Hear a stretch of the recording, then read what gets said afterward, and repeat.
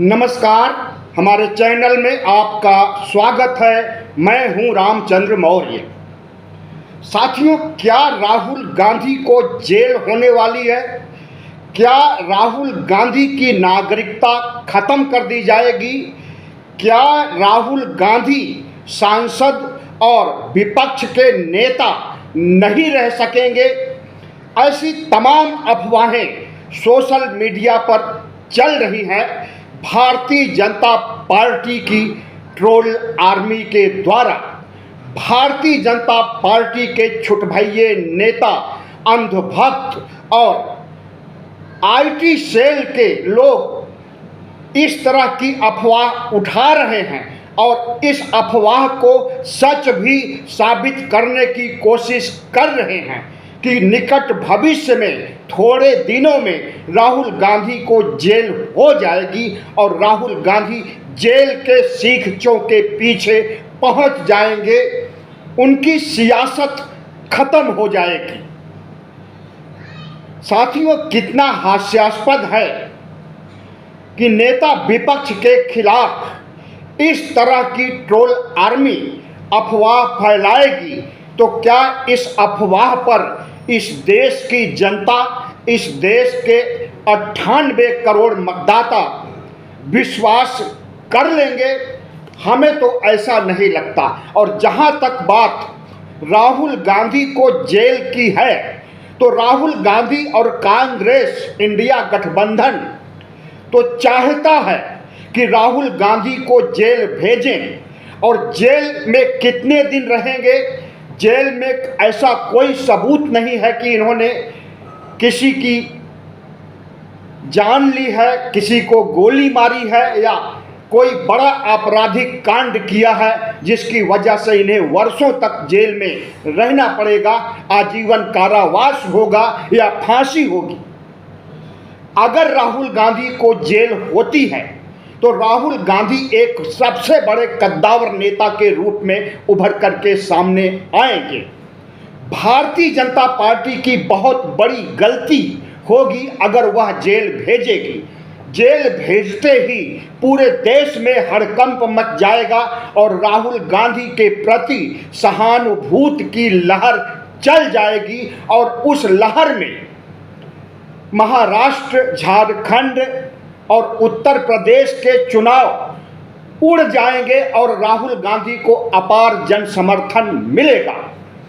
Jail भेजते ही India गठबंधन शक्तिशाली हो जाएगा। तो क्या राहुल गांधी को जेल भेजने की जुर्रत नरेंद्र मोदी और शाह कर सकते हैं? हमें लगता है कि कतई नहीं कर सकते हैं। एक मदर घुड़की दिखाई जा रही है। जेल भेजने के नाम पर राहुल गांधी को डरवाने के लिए यह सब किया जा रहा है, क्योंकि राहुल गांधी जिस तरह से संविधान बचाने और ओबीसी जनगणना, ओबीसी हक अधिकार की बात दीक्षा भूमि से लेकर के पूरे महाराष्ट्र में निचले स्तर तक पहुंचा रहे हैं अपना संदेश, उससे भारतीय जनता पार्टी बौखलाई हुई है। और उसी बौखलाहट की वजह से इस तरह के फतवे जारी किए जा रहे हैं कि राहुल गांधी को जेल होने वाली है। राहुल गांधी के खिलाफ आज की तिथि में 24 से अधिक मुकदमे दर्ज हैं। देश के विभिन्न राज्यों में, विभिन्न हिस्सों में आरएसएस के लोग, भारतीय जनता पार्टी के लोग, हिंदुओं के तमाम हिंदू संगठनों के लोग राहुल गांधी के खिलाफ मुकदमे दर्ज कर रखे।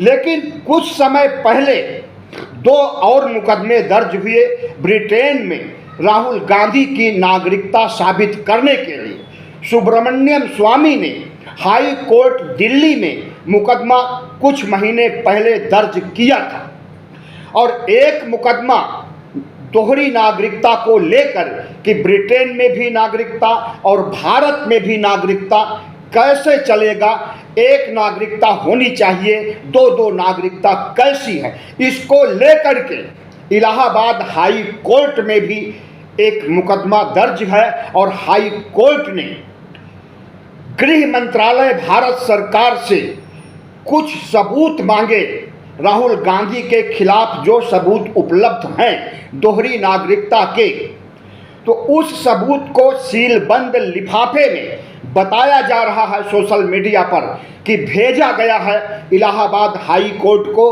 और जब अगली सुनवाई होगी तो उसी सबूतों के छांव तले राहुल गांधी को जेल भेज दिया जाएगा। हम समझते हैं कि यह सब एक अफवाह हो सकता है, और अगर सच्चाई भी होगी, सीलबंद लिफाफे में सबूत भेजा भी गया होगा, तो ऐसे नहीं कि एक ही सुनवाई में राहुल गांधी को जेल हो जाएगी। Troll army Bharatiya Janata party के आईटी सेल का कहना है कि महाराष्ट्र और झारखंड और उत्तर प्रदेश के चुनाव के पहले राहुल गांधी जेल के शिक्षों में होंगे, लेकिन यह बात पूरी तरह से अविश्वसनीय लगती है। मान लीजिए जो ये लोग कह रहे हैं कि सीलबंद लिफाफे में गृह मंत्रालय ने सबूत भेज दिए हैं और इलाहाबाद हाई कोर्ट उन्हें जेल की सजा के लिए फैसला सुना भी दे, तो क्या जरूरी है कि जेल हो जाएगी? सबसे बड़ी अदालत तो सर्वोच्च न्यायालय है, सुप्रीम कोर्ट है। क्या सुप्रीम कोर्ट में मुकदमा नहीं आएगा? और इलाहाबाद हाई कोर्ट से सुप्रीम कोर्ट आने, सुप्रीम कोर्ट में पेशी होने, सुनवाई होने में कम से कम साल भर का समय लगेगा, तब जाकर के सुप्रीम कोर्ट भी फैसला सुनाएगा। और ज़रूरी नहीं है कि जो ट्रोल आर्मी कह रही है, जो अपराध बगैर अपराध किए ही राहुल गांधी के ऊपर आरोपित किए जा रहे हैं, इसमें कोई सच्चाई भी हो। आपको हम बता दें कि 2019-20 में भी राहुल गांधी की नागरिकता को लेकर के एक मुकदमा दायर किया गया था दिल्ली हाई कोर्ट में। दिल्ली हाई कोर्ट ने जब सबूत मांगा गृह मंत्रालय से, तो गृह मंत्रालय ने हाथ खड़े कर दिए और सबूत देने से इनकार कर दिया, क्योंकि ऐसा कोई सबूत भारत सरकार के पास था ही नहीं। एक बार ये लोग गच्चा खा चुके हैं और दूसरी बार कोशिश कर रहे हैं फिर वही कुकर्म करने की जो 2019-20 में कर चुके हैं। ऐसा ये लोग क्यों कर रहे हैं? बंदर घुड़की दिखाने के लिए, राहुल गांधी को डरवाने के लिए, राहुल गांधी के आत्मविश्वास को कम करने के लिए और उन्हें धमकी देने के लिए। याद रहे, यही भारतीय जनता पार्टी के नेता जो कि मंत्रिमंडल तक में हैं, इन्होंने कुछ समय पहले इन नेताओं ने कहा था कि जो राहुल गांधी की आंख निकाल करके लाएगा उसे 11 लाख रुपए दिए जाएंगे। किसी ने कहा कि राहुल गांधी को दफना दिया जाएगा, किसी ने कहा मार डाला जाएगा। इस तरह के तमाम फतवे भारतीय जनता पार्टी आरएसएस की ओर से जारी किए गए थे, लेकिन राहुल गांधी के ऊपर इन फतवे का कोई असर नहीं पड़ा। कांग्रेस और इंडिया गठबंधन के ऊपर कोई असर नहीं पड़ा, क्योंकि ये सब फतवे हेट स्पीच है और हेट स्पीच देने में आरएसएस और भारतीय जनता पार्टी का कोई सानी नहीं है, क्योंकि इन्हें दंडित करने के लिए भी कोर्ट भी थर-थर कांपती है, चुनाव आयोग भी थर-थर कांपता है, क्योंकि सत्ता में मोदी और शाह बैठे हुए हैं। तो हमें लगता है कि राहुल गांधी के खिलाफ सोशल मीडिया पर जो जेल भेजने की बात चल रही है, वह भारतीय जनता पार्टी के चुनाव जीतने की रणनीति का एक हिस्सा है, और उसी के तहत राहुल गांधी के खिलाफ राहुल गांधी को बगैर अदालत द्वारा सजा मुकर्रर किए ही उन्हें अपराधी ठहराने का प्रयास किया जा रहा है, क्योंकि राहुल गांधी ने महाराष्ट्र में जो ओबीसी जनगणना, ओबीसी हक अधिकार और संविधान को बचाने के लिए जो बातें कह रहे हैं, दीक्षा भूमि से लेकर के पूरे महाराष्ट्र में राहुल गांधी छाए हुए हैं और ओबीसी समुदाय का वोट बैंक अपनी तरफ अपने पक्ष में करने के लिए एड़ी चोटी का प्रयास कर रहे हैं, उससे भारतीय जनता पार्टी को लग रहा है कि लोकसभा चुनाव की तरफ कहीं ऐसा न हो कि विधानसभा चुनाव भी एक तरफा हो जाए और कांग्रेस फिर से सबसे बड़ी पार्टी बन करके उभरे। कहीं ऐसा न हो कि कांग्रेस अकेले की सरकार बनने की नौबत आ जाए।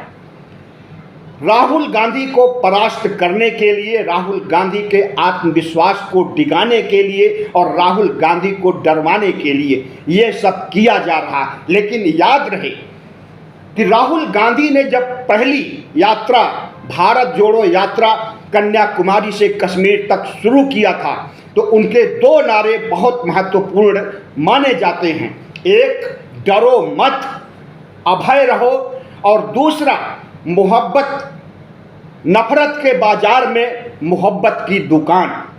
तो राहुल गांधी जो नारा दे रहे हैं इस देश के लोगों को, इस देश के नागरिकों को, मतदाताओं को, कि नरेंद्र मोदी और आरएसएस से डरने की जरूरत नहीं है, इनका डट करके मुकाबला किया जाना चाहिए। और राहुल गांधी अपने स्तर से आज से नहीं, पिछले कई वर्षों से आरएसएस के चाल चरित्र चेहरे को उजागर कर रहे हैं।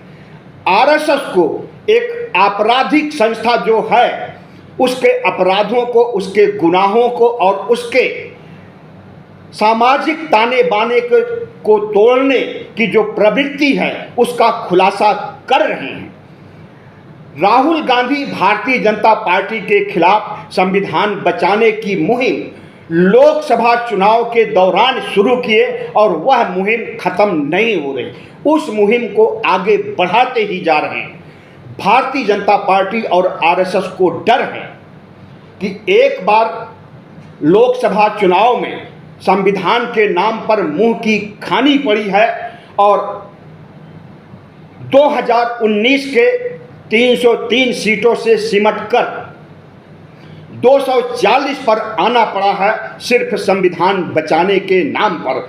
अगर ओबीसी, एससी, एसटी का एजेंडा राहुल गांधी का हिट हो गया, संविधान बचाने का एजेंडा हिट हो गया, ओबीसी हक अधिकार, ओबीसी जनगणना का एजेंडा हिट हो गया, तो कहीं ऐसा न हो कि इस बार विधानसभा चुनाव में लोकसभा चुनाव की अपेक्षा ज़्यादा नुकसान झेलना पड़े भारतीय जनता पार्टी को। भारतीय जनता पार्टी को इसी बात की चिंता है कि राहुल गांधी का कद नरेंद्र मोदी की अपेक्षा बहुत तेजी से बढ़ता जा रहा है पूरे देश में, और अगर इन्हें जेल भेजने का कुचक्र षड्यंत्र रचा गया तो राहुल गांधी की लोकप्रियता नरेंद्र मोदी से अधिक जेल के अंदर ही हो जाएगी। और जब जेल से बाहर आएंगे तब इंतजार रहेगा मध्यावधि चुनाव का या 2029 के लोकसभा चुनाव का, जिसे फतह करने में राहुल गांधी को कोई दिक्कत नहीं आएगी। इस देश के 98 करोड़ मतदाताओं की सहानुभूति लहर ऐसी चलेगी कि वोट की बारिश होगी और भारतीय जनता पार्टी खत्म हो जाएगी, भारत मुक्त हो जाएगी। तो राहुल गांधी को गिरफ्तार करना, राहुल गांधी को जेल भेजना, राहुल गांधी को अदालत द्वारा सजा मुकर्रर कराना सिर्फ एक धमकी है और इस धमकी से राहुल गांधी नहीं डरते।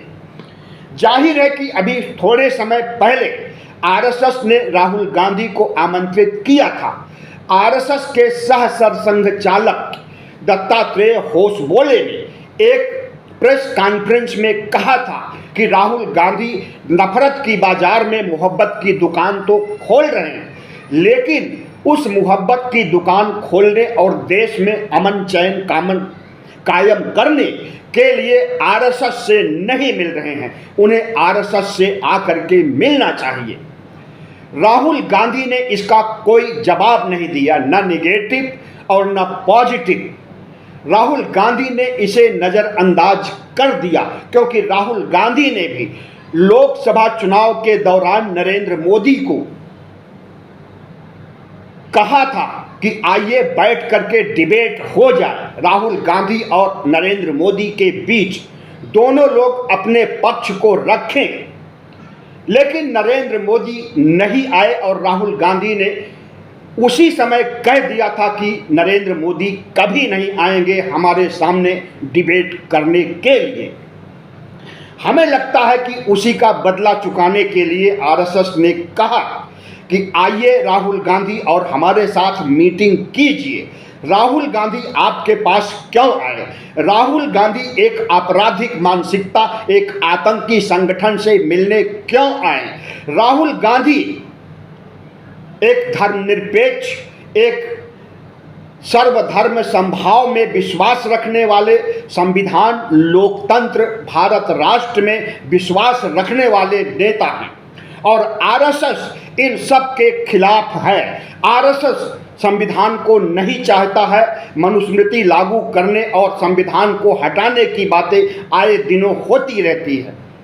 तमाम हिंदुओं के संगठन जो आरएसएस से जुड़े हुए हैं, एक बार नहीं कम से कम 25 बार हिंदू राष्ट्र बनाने की शपथें खा चुके हैं।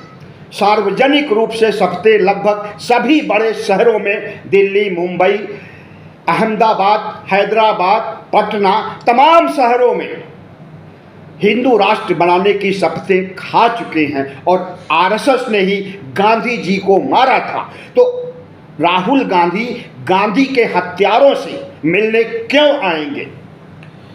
बस इसी बात का मलाल है भारतीय जनता पार्टी और आरएसएस को कि राहुल गांधी हमारे सामने आ भर जाएं, फिर इतना प्रचार किया जाए, इतना प्रचार किया जाए कि राहुल गांधी आरएसएस के सामने घुटने टेक दिए। ऐसा दुष्प्रचार करने के लिए राहुल गांधी को आमंत्रित किया जा रहा है। लेकिन राहुल गांधी के बारे में शायद इन्हें पता नहीं है कि राहुल गांधी अब 2 साल पहले या भारत जोड़ो यात्रा के पहले जो पप्पू की छवि बना रखे थे, उस पप्पू की छवि से कहीं आगे बढ़ चुके हैं। एक कद्दावर नेता, एक मझे नेता, एक अनुभवी नेता के रूप में इस राष्ट्र के ओबीसी, एससी, एसटी के हक अधिकार की बात कर रहे हैं, 90% की बात कर रहे हैं और 10% के लोग जो आरक्षण का 100% फायदा उठा रहे हैं, उसके खिलाफ इस देश की जनता को जागरूक कर रहे हैं।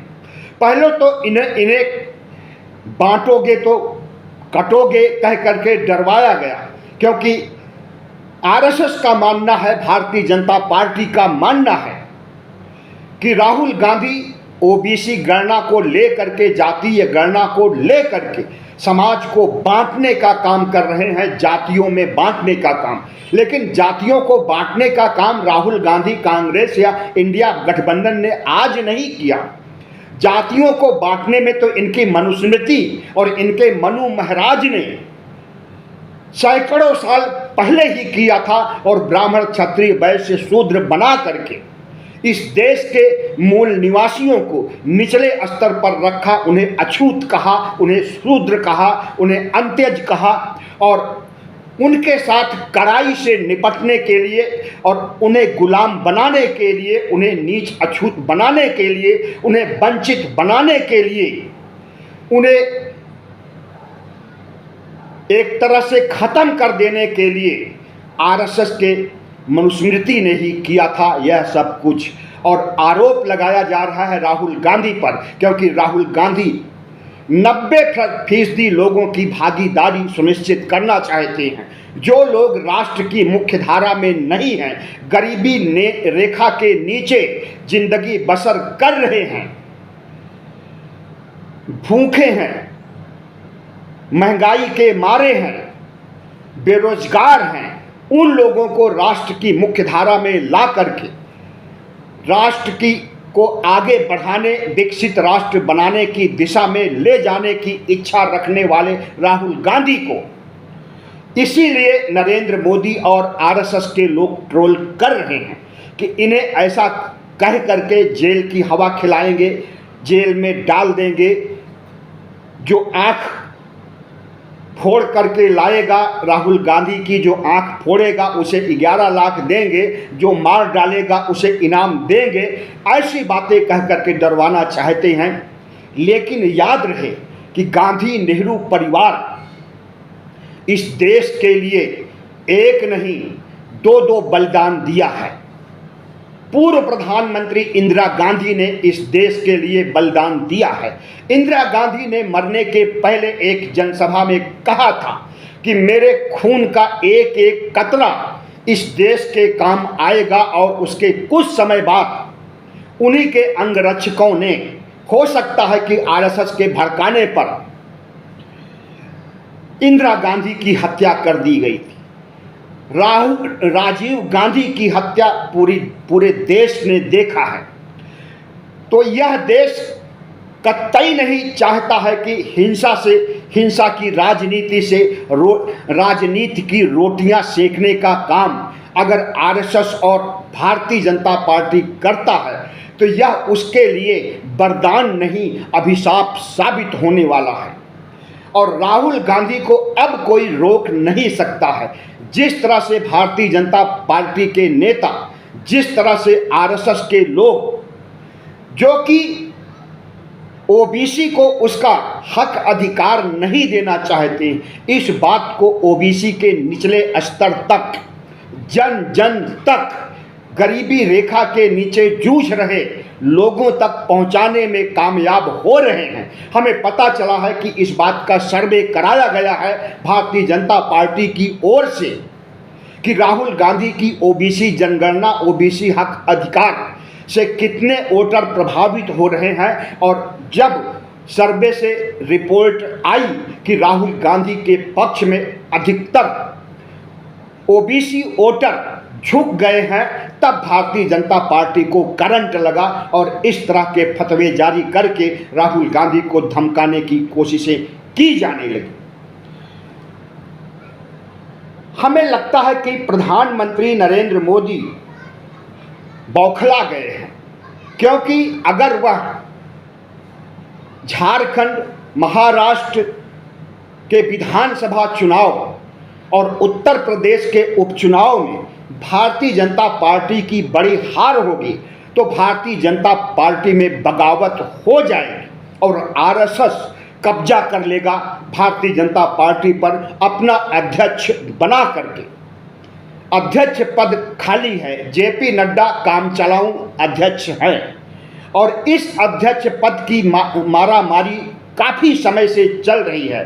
अब इंतजार किया जा रहा है निकट भविष्य में होने वाले चुनाव को और 23 नवंबर को आने वाले चुनाव परिणाम की। इन्हीं चुनाव परिणामों के बाद आरएसएस भी शिकंजा कसने वाला है मोदी और शाह पर, और नीतीश और नायडू अलग से नाराज बैठे हुए हैं। जिस तरह से नीतीश की पार्टी को तोड़ने का काम किया जा रहा, जनता दल यू के विधायकों को 6-6 करोड़ रुपए दे करके भारतीय जनता पार्टी में शामिल करने की मुहिम शाह के द्वारा चलाई जा रही है, या यूं कहें कि ऑपरेशन लोटस से जनता दल यू को खत्म कर देने और उनके सांसदों विधायकों को हड़प लेने की नियत से अमित शाह कार्रवाई कर रहे हैं। इससे जनता दल यू नाराज बैठा है और इंतजार में है कि कब सही समय आए और कब वह समर्थन वापस ले।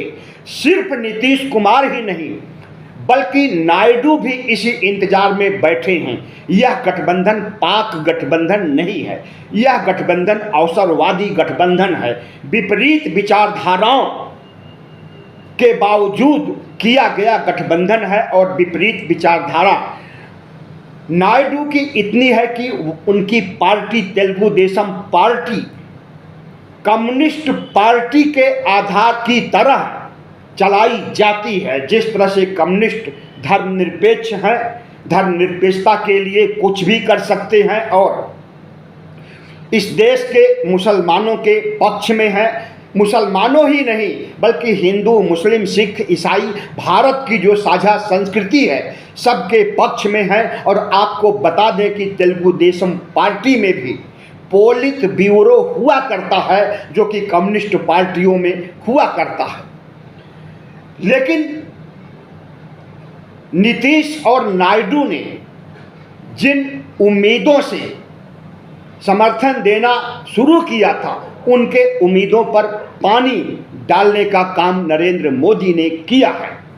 इस वजह से 23 नवंबर का इंतजार आरएसएस को भी है, जो कि पूरी पार्टी पर कब्जा कर लेगा, और नीतीश नायडू भी इंतजार में है कि अगर भारतीय जनता पार्टी की सरकार, मोदी सरकार कमजोर होती है तो क्यों न उसे धराशायी कर दिया जाए।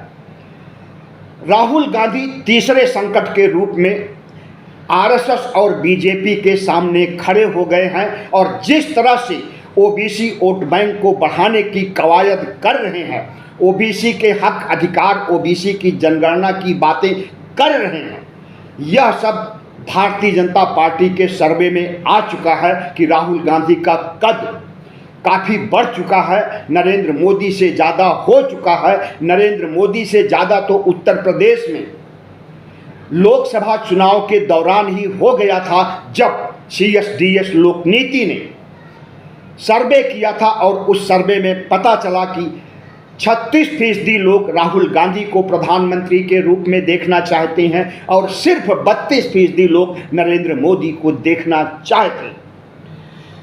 भारतीय जनता पार्टी राहुल गांधी का बाल बांका नहीं कर सकेगी। रही बात डरवाने की, तो राहुल गांधी जब खुद इस देश के नागरिकों को निडर होने, अभय होने की बातें कह रहे हैं और अपने नारों में अभय मुद्रा को स्वीकार कर रहे हैं, डरो मत का नारा लगा रहे हैं, तो राहुल गांधी नरेंद्र मोदी और शाह और आरएसएस से डरने वाले नहीं हैं।